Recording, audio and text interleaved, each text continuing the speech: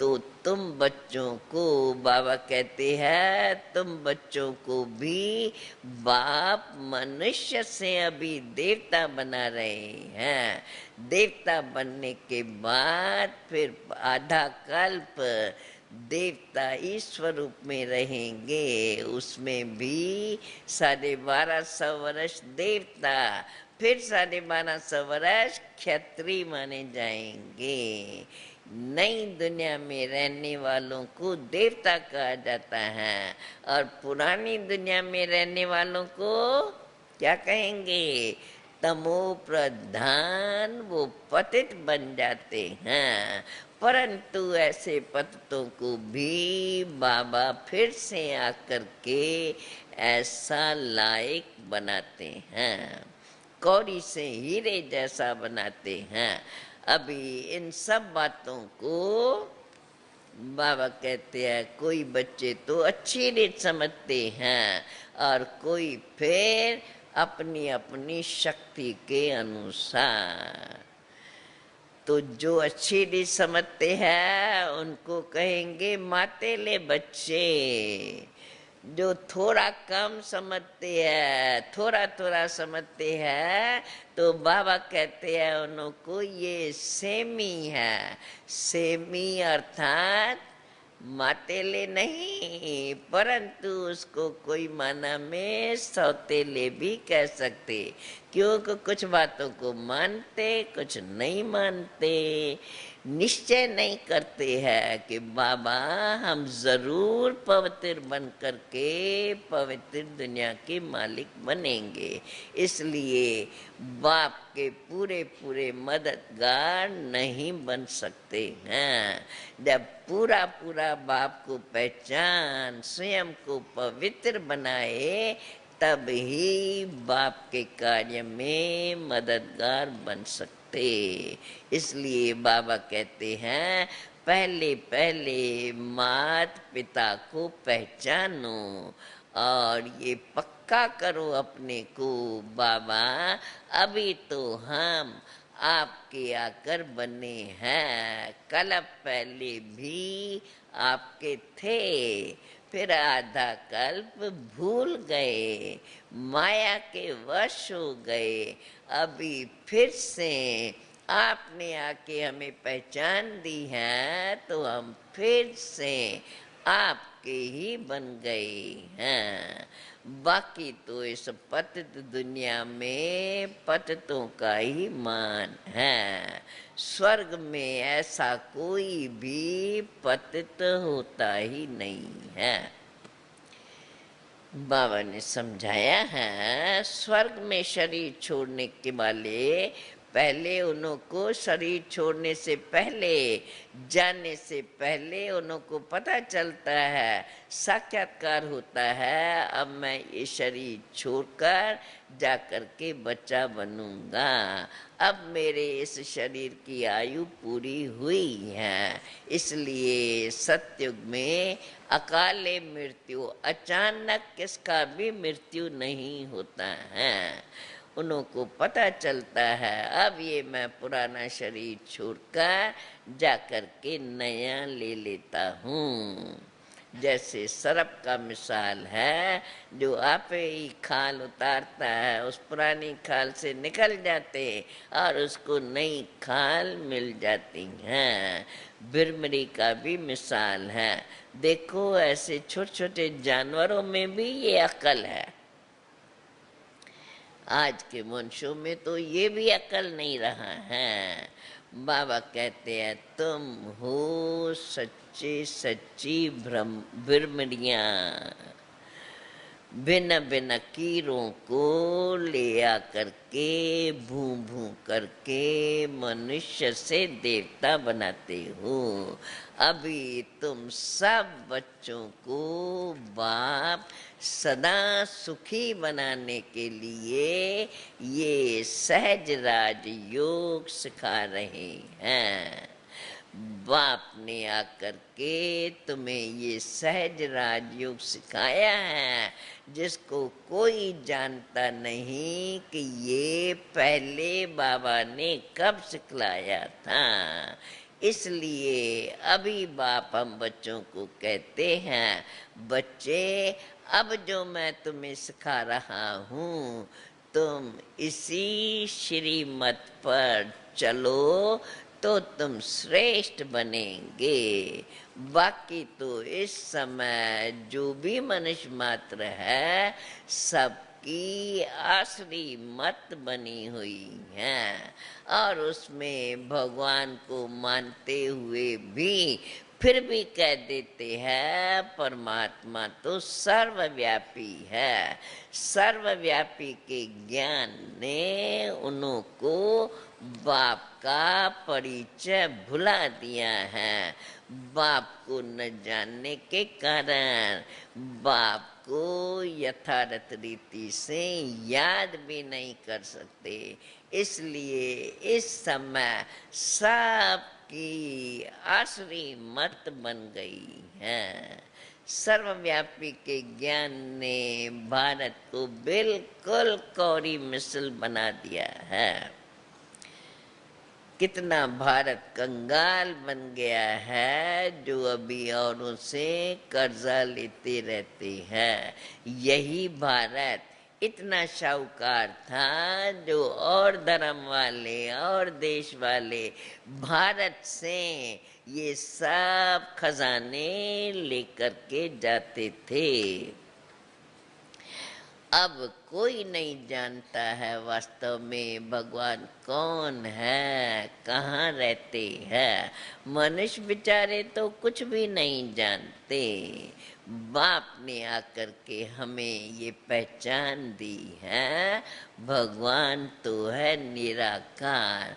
अब निराकार को कहाँ ढूंढेंगे? वो स्वयं भगवान कहते हैं मैं स्वयं आकर के गुप्त रूप में तुमको अपनी पहचान देता हूँ। आजकल तो अपने को बाप के भी नाम रखा करके अपनी महिमा कराते रहते हैं। देखो शिवानंद बाप का नाम अपने ऊपर रखा दिया है। उसके देखो शिवानंद के कितने फॉलोअर्स हैं, परंतु कहते हैं हम उसका फॉलोअर है, उसको फॉलो कहाँ करते हैं। आजकल इन्हों का मान तो बहुत है, परंतु वास्तव में सच्ची ऊंचे ते ऊंची मत एक ईश्वर परम पिता परमात्मा की ही गाई हुई है। बाबा कहते हैं अभी तुम बच्चे इसी ईश्वरी मत पर चलकर ईश्वर से बेहद स्वर्ग का वर्षा लेते हो। बाप कहते हैं जो मुझे नहीं जानते हैं वे तो दर दर धक्का खाते रहते हैं। सबको भगवान मान करके दर दर धक्का खाते ही रहते हैं। अभी तुम आए हो ईश्वर की मत पर चल के ईश्वर से बेहद का वर्षा लेने के लिए। बाप कहते हैं जो धक्के खा रहे हैं अनेक यात्रा स्थानों पर भक्ति में कितना भटकते रहते हैं, वे मुझे नहीं जानते। उनको पता ही नहीं है कि बाप स्वयं आकर के पढ़ा करके विश्व का मालिक बनाते हैं। अभी तुम बच्चे तुम्हारे सन्मुख तो बाप हैं, बाप तुम्हें सब परिचय दे रहे हैं। इसलिए अभी तुम बच्चे इन अनेक धक्के खाने से छूट गए हो। भगवानुवाच मैं आया हूँ तुम्हें देवता बनाने के लिए। बाबा कहते हैं तुम ब्रह्मा कुमारियां तो जानते हो ना कि भगवान आकर के हम बच्चों को विश्व के मालिकपन का वर्षा देते हैं। इसलिए अभी तुम पुरुषार्थ करके विश्व के मालिक बनते हो। बाप है विश्व का, नहीं विश्व का रचता। तो इसलिए अभी तुम्हें कहाँ भी इधर उधर भटकने की, यात्रा करने की जरूरत नहीं है। जो अनेक जगह धक्का खाते रहते हैं उनको तो भगवान मिलता भी नहीं है। जो भगवान का सुन करके उनको मान के उनकी श्रीमत पर चलते हैं वो उनसे बेहद सुख का वर्षा ले लेते हैं। बाकी तो सब जो अब इतनी करोड़ों की संख्या है वे तो सब शांति धाम में चले जाएंगे। अभी दुख का खाता खलास कर सुख का खाता जमा करना है। बाकी तो सब जो पुरुषार्थ नहीं करेंगे, जो नहीं जानते हैं, जो बाप की शिक्षाओं को समझ करके धारण नहीं करते हैं, वे तो फिर सजाएं खाने के अंत में सजाएं खा करके जा करके अपने घर में शांति धाम में निवास करेंगे। बाबा कहते हैं बच्चों ने गीत सुना। कौन सा गीत था? हाँ, गीत कौन सा अभी सुनाया जो बीच में? कौन सा? बोलो बच्चे। तकदीर जगा कर आई हूँ, आया याद? तकदीर जगा कर आई हूँ। फिर आगे क्या है? नई दुनिया बना कर लाई हूँ। ये तो बाबा ने हमें समझाया है। नई दुनिया के लिए नई तकदीर बनाने आए हो। वही तकदीर तुम्हारी 21 जन्मों तक चलती रहेंगी। तो अभी तुम्हें पुरुषार्थ करना है।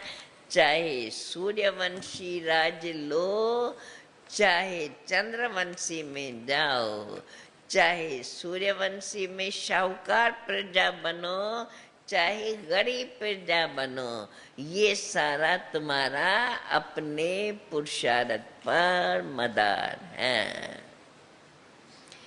राज्य में कभी ऐसे भी होता है, कई शाहूकार लोग, कई प्रजा में भी शाहूकार लोग होते हैं जो कभी कभी राजाओं को मदद की आवश्यकता रहती है तो उन्हों से कर्जा लेते हैं।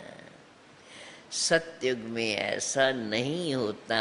राजे शाहूकार हैं, उनके भेंट में प्रजा उनसे जास्ती शाहूकार नहीं हो सकती।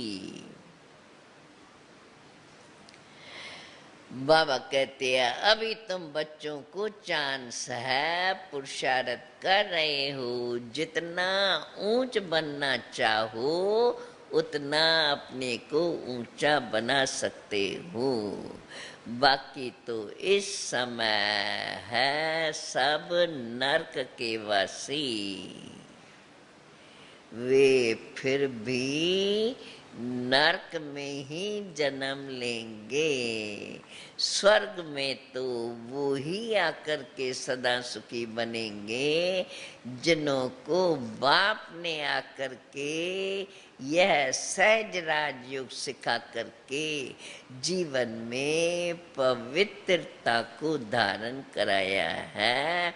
वे ही फिर स्वर्ग में सदा सुखी रहेंगे। बाकी तो इस समय सब नरक के वासी है। जन्म भी नरक में ही लेते रहते हैं। अभी बाबा कहते तुम बच्चे स्वर्गवासी बनने का पुरुषार्थ कर रहे हो।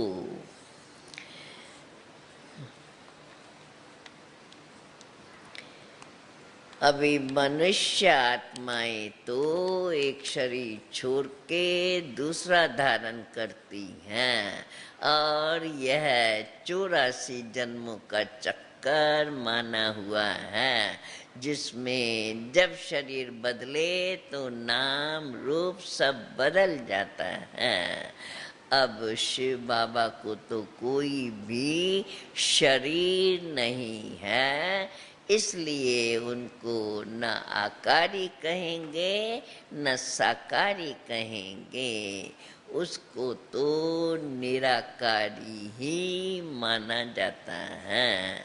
शिव बाबा कहते हैं मैं तो आकर के शरीर का लोन लेता हूँ, और जब इस ब्रह्मा की वानप्रस्थ अवस्था होती है तब ही मैं फिर इनके ही 84वें अंतिम जन्म में इस शरीर का के आधार लेता हूँ।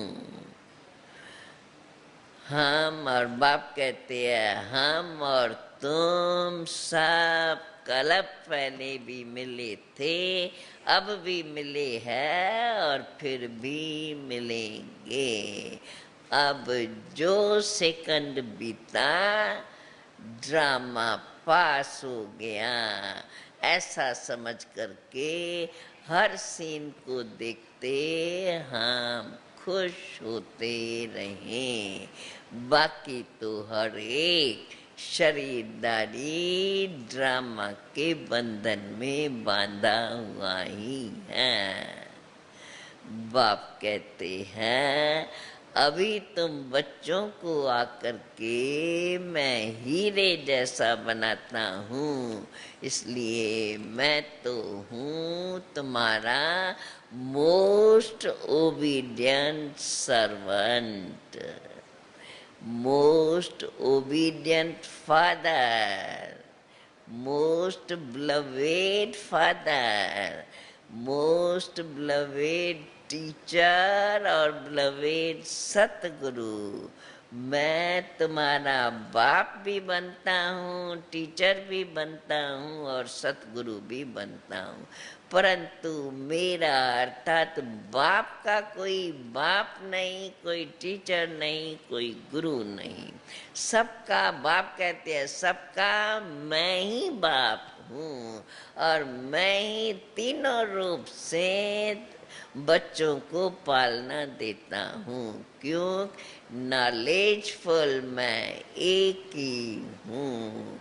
सृष्टि के आदि मध्य अंत की नॉलेज मुझे एक में ही पूरी समाई हुई है, इसलिए मैं ही आकर के तुम्हें तीनों कालों की नॉलेज देता हूँ। बाकी मेरा बाप कहते हैं निराकार बाप, मेरा गुरु कोई नहीं, मैं ही सबका सतगुरु बनकर सर्व को सद्गति देता हूँ। इसलिए मेरा ही गायन है सद्गति दाता। सभी मनुष्य मुझ गति सद्गति दाता को ही याद करते रहते हैं, क्योंकि जब मैं आता हूँ तो सर्व को मुक्ति और जीवन मुक्ति में ले जाता हूँ।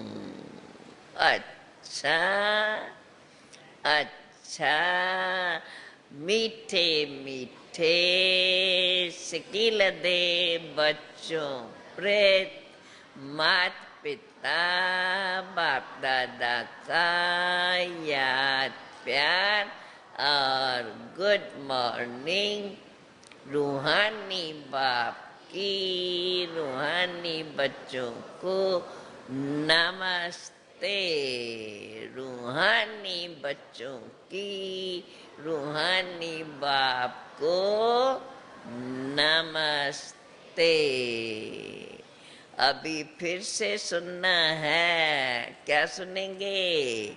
सारी मुरली का सार धारणा युक्त अभी क्या धारणा करनी है, याद रखना है, भ्रमरी के समान भू भू करके मनुष्य को देवता बनने की सेवा करनी है। बाप की श्रीमत पर सदा सुखी बनना और बनाना है। दूसरी पॉइंट, ऊंच तकदीर बनाने के लिए जीवन में पावन जरूर बनना है। अभी तो ये सब बच्चे और बच्चियां है ही छोटे, है ही पावन। सदा आपस में जो बाबा ने सुनाया वही बातें करते रहो तो सदा पावन बने ही रहेंगे। बाबा कहते हैं मनुष्य को देवता बनाने की तुम्हें सेवा करनी है, बाप की श्रीमत पर चलकर सदा सुखी बनना और बनाना है। दूसरी पॉइंट है, ऊंची तकदीर बनाने के लिए पावन जरूर बनना है। सबको विषय सागर से खीर सागर में ले चलने के लिए बाप समान खेवैया बनना है। सुन रहे हो सभी भाई बहने, याद रहेगा या बच्चों को देख करके आप भी इधर उधर देखते रहते। आज का वरदान, ज्ञान अमृत की वर्षा द्वारा मुर्दे से महान, मुर्दा बन गए ना, मरने के समान, कुछ जानते नहीं, क्या करना है समझ में नहीं आता है, चाहते कुछ और है, बन जाता है कुछ और। ज्ञान अमृत की वर्षा द्वारा मुर्दे से महान बनने वाले मर जीवा भव पहली चिंताओं की चिता पर जल रहे थे। अभी बाप ने ज्ञान अमृत की वर्षा कर जलती हुई चिता से मरजीवा बना दिया, जिंदा कर दिया। बाप ने अमृत ज्ञान अमृत पिलाया और अमर बना दिया। पहले मरे हुए मुर्दे के समान थे, अब तो मुर्दे से महान बन गए। पहले कहते थे भगवान मुर्दे को भी जिंदा करता है, लेकिन कैसे करता है वो नहीं जानते थे। अभी खुशी है, कैसे करता है। हम सब पहले क्या बने हुए थे, हाँ, मुर्दे को महान। सृष्टि में रहते क्या मनुष्य जन्म अति दुर्लभ है, कैसे दुर्लभता से व्यतीत करें जानते नहीं। इसलिए बाबा कहते हैं बाप ने अभी तुम्हें आकर के अमृत पिलाया, अमर बनाया। पहले मरे हुए मुर्दे के समान थे, अब मुर्दे से महान बन गए। पहले कहते थे भगवान मुर्दे को भी जिंदा करता है, लेकिन कैसे जिंदा होते हैं ये कोई जानते नहीं थे। अभी तो ये अनुभव करके खुशी होती है। बाप ने अब हमें जलती हुई चिता से उठाकर अमर बना दिया है। मानते हो सभी, हाँ, दुनिया में तो अपवित्रता की आग में जल रहे हैं और हमें बाप ने पवित्रता की शीतल गोद दे करके ऐसा पवित्र बना दिया। आज का स्लोगन, धर्म में स्थित हो कर्म करने वाले ही धर्मात्मा है। अब जलती हुई चिता से उठकर अमर बन गए तो सदा याद रहे, हम अपने स्वधर्म में स्थित होकर हर कर्म करते स्वयं को धर्मात्मा अनुभव करते नहीं। ओम शांति शांति शांति।